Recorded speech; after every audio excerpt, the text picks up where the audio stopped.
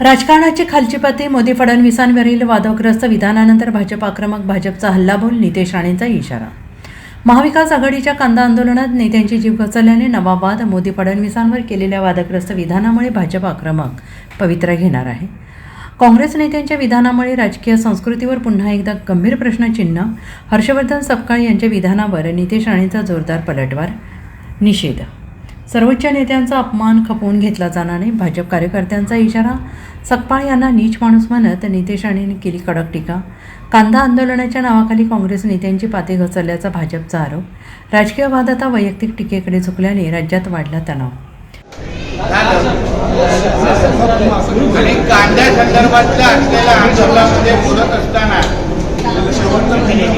काँग्रेसच्या तीन आणि झाकणजुळ्या असलेल्या प्रदेश अध्यक्ष सकपाळ त्याच्या जिभेला हाड नाहीये. देशाचे पंतप्रधान आणि राज्याचे मुख्यमंत्र्यांबद्दल बोलत असताना त्याची जीभ जास्तच वळवळली.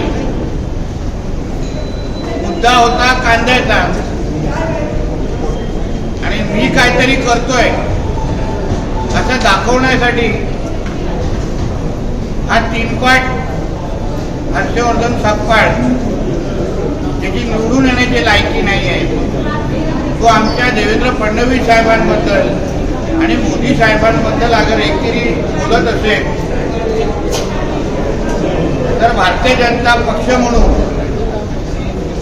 आणि देशावर प्रेम करणारा एक नागरिक म्हणून याला महाराष्ट्रामध्ये फिरून द्यायचं आहे का याचा विचार जरा आम्हाला आता करायला लागेल.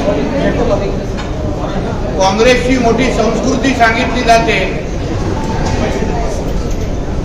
मग हीच काय राहुल गांधींनी तुला शिकवलेली संस्कृती आहे का की देशाच्या पंतप्रधानांच्या एकेरी भाषा वापरतोस? स्वतःच्या जिल्ह्यामध्ये तुझी लायकी काय हे आम्हाला चांगलं माहिती आहे. कांद्याच्या नावाने